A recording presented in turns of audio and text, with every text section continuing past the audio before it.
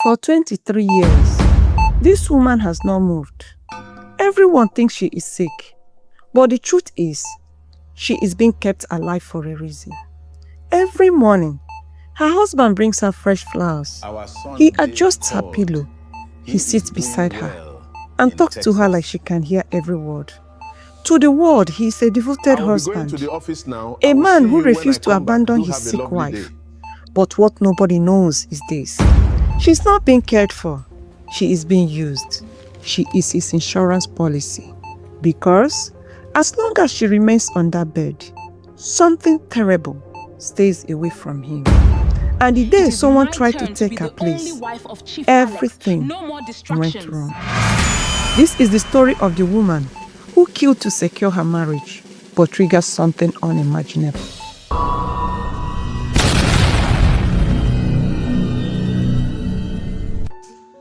Lillian was born in Ajegunle, Lagos, Nigeria, a part of the town mainly inhabited by the less privileged and the poor. She is beautiful, tall, and dark-skinned. She has the kind of beauty that makes men stop and stare. Sadly, beauty does not fill a hungry stomach. Growing up was difficult because her parents were poor. Getting a decent meal twice a day was a struggle. Staying at home when other children were at school because fees are not paid was common in her family. Lillian remembers that shame, standing at the school gate while other children walked in, watching her mother cry at night because there was no food for dinner. She made herself a promise, a vow made in the darkness of her childhood room on an empty stomach. I will never be poor in this life. I will do everything possible to defeat poverty in this life. She worked very hard. She did everything she could and finally got her degree from the university. But a degree in Nigeria is not a ticket out of poverty. She watched her classmates marry young men with small apartments and small dreams. She was not going to settle for less, so she turned down many suitors. Good men, hard-working men, but they drove old Toyota Corollas and Honda Civics. They rented small flats. They could not give her the life she wanted. Her friends called her a gold digger. She did not care. She told herself that she was not greedy. She was just a woman who knew her worth, and she was willing to wait. But waiting is hard when you are hungry. One Tuesday afternoon, after leaving the hair salon, her waiting ended. A black Rolls Royce pulled up beside her on the dusty road. Lillian's heart stopped. She knew the car and its words. The rear window rolled down slowly. His face appeared. Early 60s, distinguished. I that have seen too much. Immediately, she recognized the man inside. Chief Alex, the billionaire philanthropist. A man whose name was spoken with respect and fear. Hello, pretty babe, he said. Come closer. She let out a smile and walked closer. Come in and sit with me. The door opened and she went inside the car. Her hands were shaking.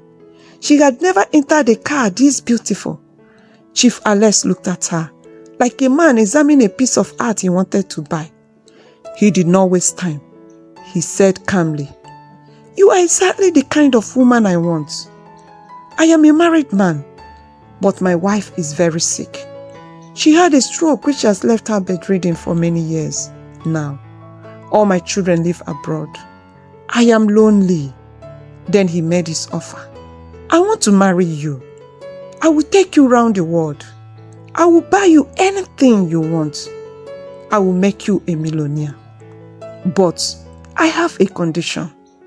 I do not want any more children, so you must never have children.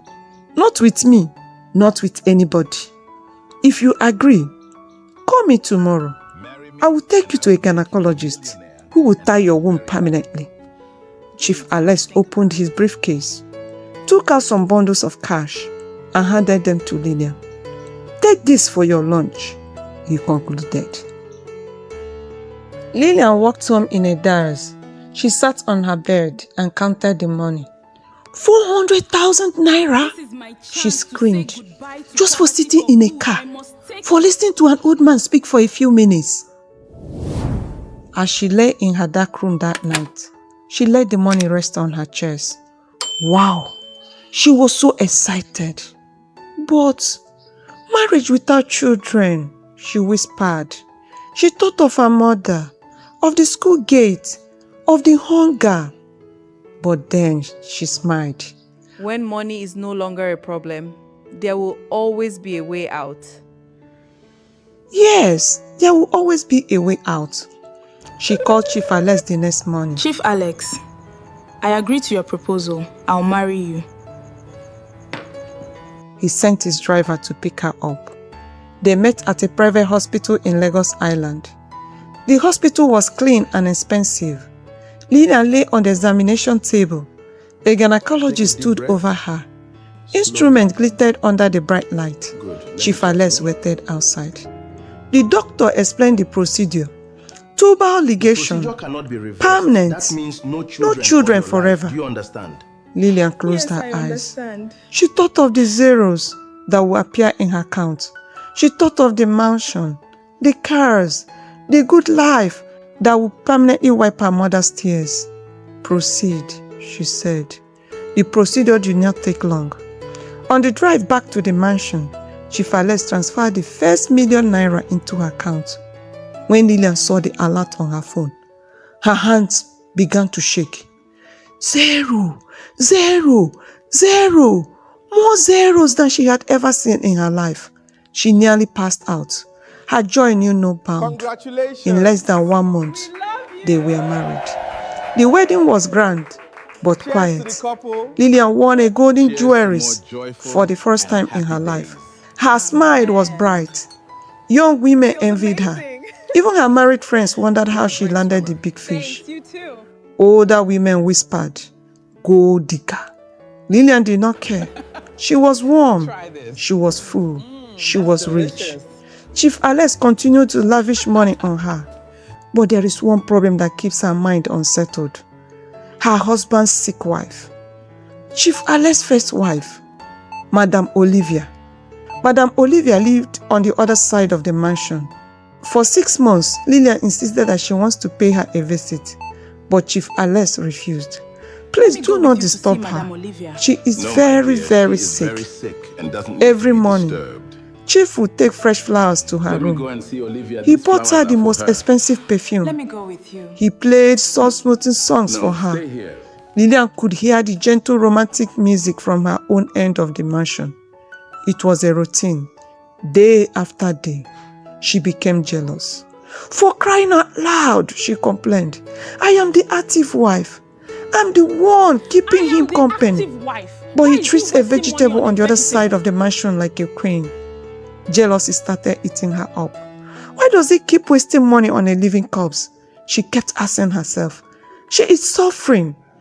She should just die and rest. Then the thought came. Maybe I should help her go to rest. I know wetin I go do. She kept nursing that wicked thought until it took root in her heart.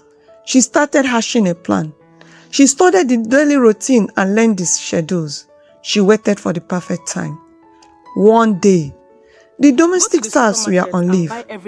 Chief Alex left for a business Yes, meeting. ma'am. Should I also buy the fuel? for Lillian the car? sent Madame Olivia's caregiver away to buy something for her. The house was almost empty. She discreetly went to the other side of the mansion. Her heart was beating very fast. She gently opened the door. The room smelled good. It spoke of luxury. There she was, Madame Olivia, lying on a magnificent king-size bed. She was looking extremely beautiful. Though she had been sick for years, her skin was smooth. Lillian looked at her and whispered to herself, "Damn, Chief has a good eyes for beautiful women. But her beauty cannot be compared to mine. I am a queen." She became even more jealous. Machines were beeping softly around Olivia, pumping oxygen and fluids. She looked like she was just sleeping. Lillian walked to the side of the bed. She leaned close to Olivia's ear and whispered, "You have enjoyed more than enough. But from now, it is my turn to be the only wife of Chief Alex. No more distractions." She walked to the socket on the wall. grabbed the plug of the life support machine. She hesitated for a moment, then summoned courage and pulled it. The machine changed its sound to a flat, endless note. Madame Olivia's chest stopped moving. She did not struggle. She did not gasp. And then her eyes suddenly snapped open.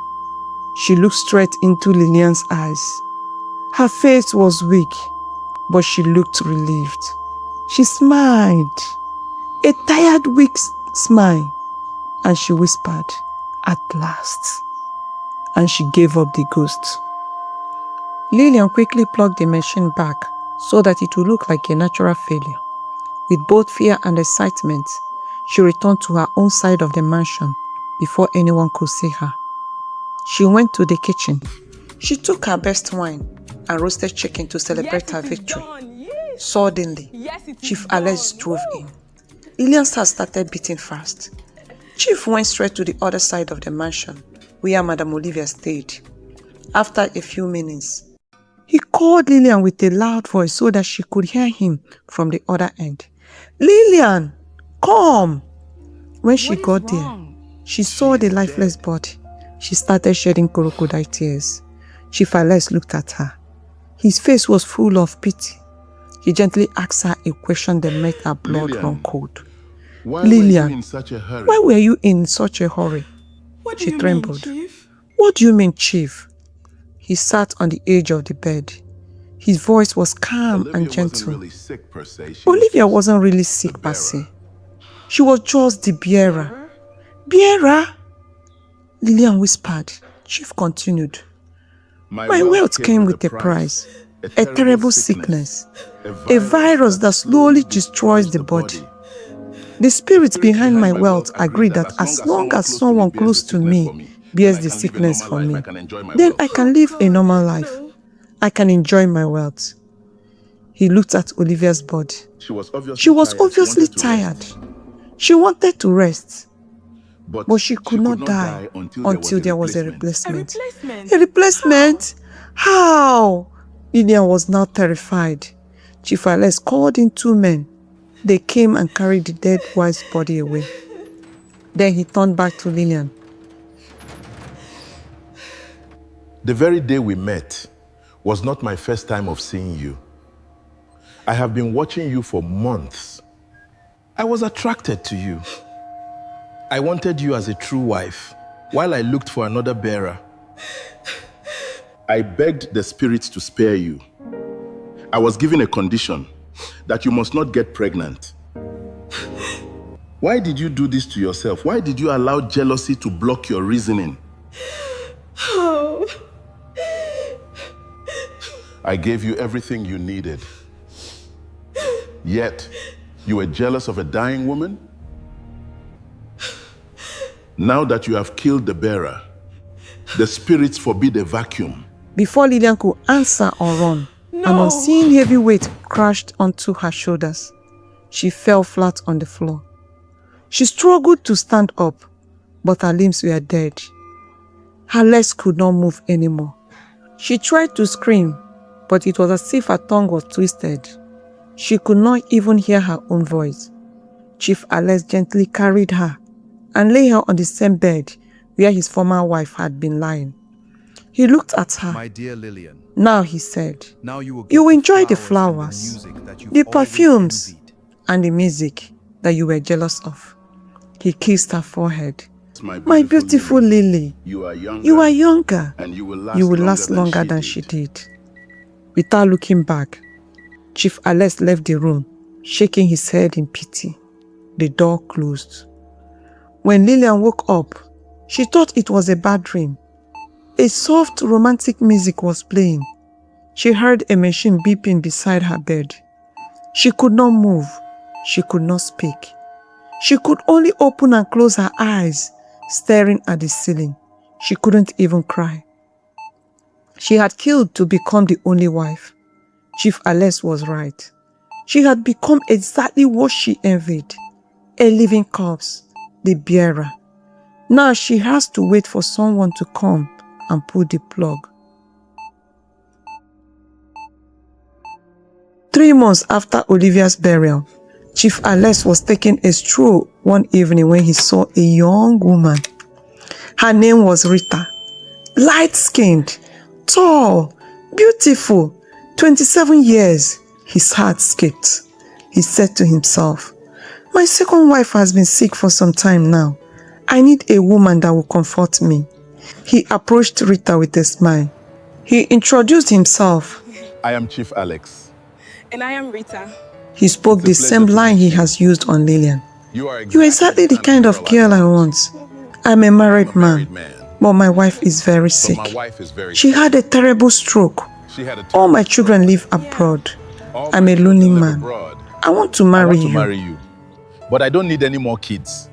If you will agree to marry me, I will take care of you and make you a millionaire. If you agree, call me tomorrow so we'll visit a gynecologist." He asked for her account number and transferred a huge sum of money into it. "That's for your time," he said. When Rita saw the alert, her hands started shaking. She smiled. "This is nothing compared to when you say yes to me." Rita considered everything. She too is looking for a rich man to lift her out of poverty. So she frequents rich neighborhoods. After all, they said, if you want to see a kangaroo, go to Australia. The next day, she called Chief Alex and told him that she has accepted. Proposal. Chief sent his Where do driver we to meet? pick her up, and they headed straight to the hospital. But Chief got an urgent call for a business meeting.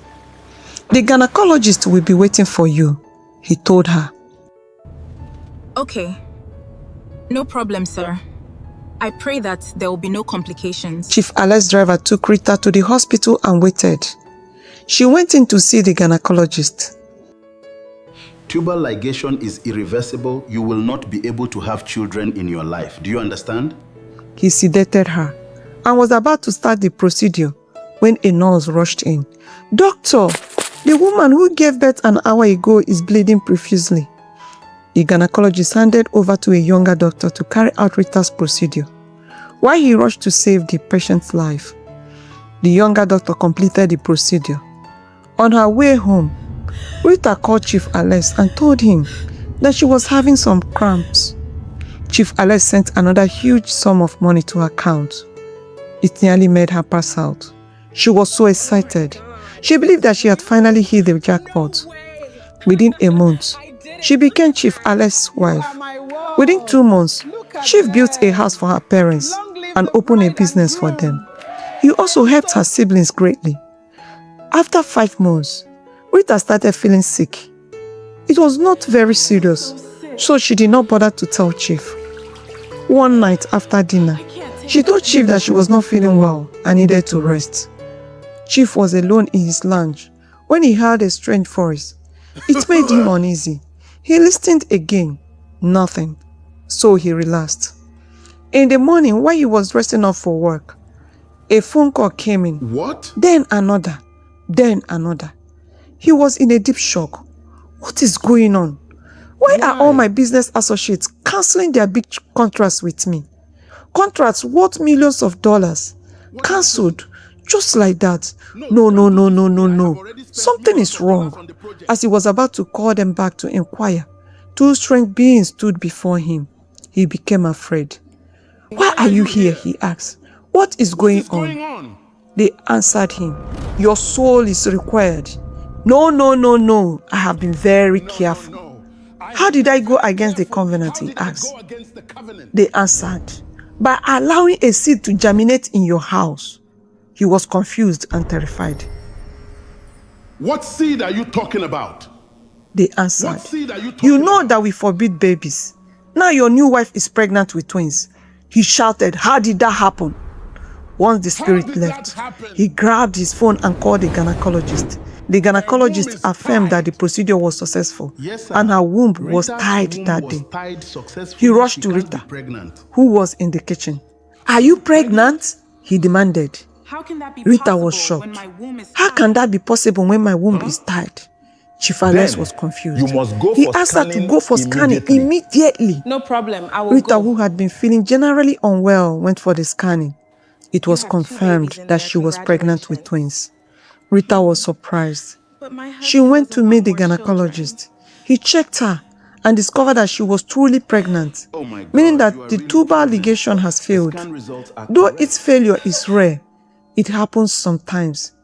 He can't vouch for this one, especially as he left it in the Chief hands of a Alex, junior colleague. I can confirm Rita that and the is doctor pregnant informed with Chief twins. Alex immediately.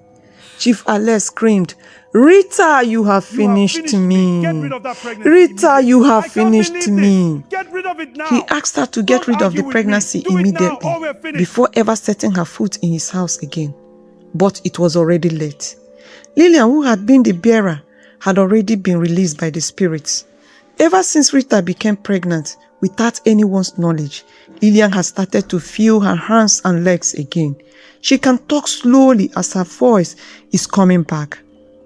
Though she had not tried standing up yet, but she was recovering and getting stronger by the day. Only her carer noticed, but has not told anyone. The spirit has finally You're come for Chief recovering Alex's fast. wealth I and thank health. God you will soon There be was no walking more a again. bearer. Chief Alex Please have pleaded and mercy. pleaded, Please don't kill but me. it was Please don't late. kill me. The spirit simply touched him and left. He quickly ran to the other side of the mansion where Lillian was staying. Immediately he opened the door. He saw her smiling. Though she was still lying down, she seemed happy. Chief Alex tried to reach her bedside, but he could My not. legs, my His legs refused to move any further. He my started legs, screaming, my legs. "My legs, my legs!" But they were motionless. Before he knew it, he could not talk again. He could not move. He became dumb and completely paralyzed. Lillian felt life return to her body. Slowly, painfully, but surely, she was free. After the ordeal, the two girls, Lillian and Rita, survived, but they learned their lesson the hard way. Lillian walked out of that mansion with nothing. She had entered poor. She left poorer. She traded her womb for gold, her conscience for comfort, her freedom for a bed she thought was a throne. Rita survived, but the wealth evaporated. The house Chief Alex built for her parents was repossessed. Her parents lost the business. All the money vanished like smoke. And Chief Alex, a powerful billionaire, became a prisoner in his own body, reduced to a vegetable, machines beeping around him, exactly like the women he had used. In the end, they all paid. So when life offers you something that feels too easy, too perfect, too convenient, pause, think again, ask yourself what it will cost you, because everything has a price. And some prices are not paid with money. They are paid with your body, your peace, your future, your life. And by the time you realize it, it may already be too late. Our elders always warn us that not every opportunity is a blessing. Not every open door is meant to be entered. And not every sacrifice is what lies on the other side.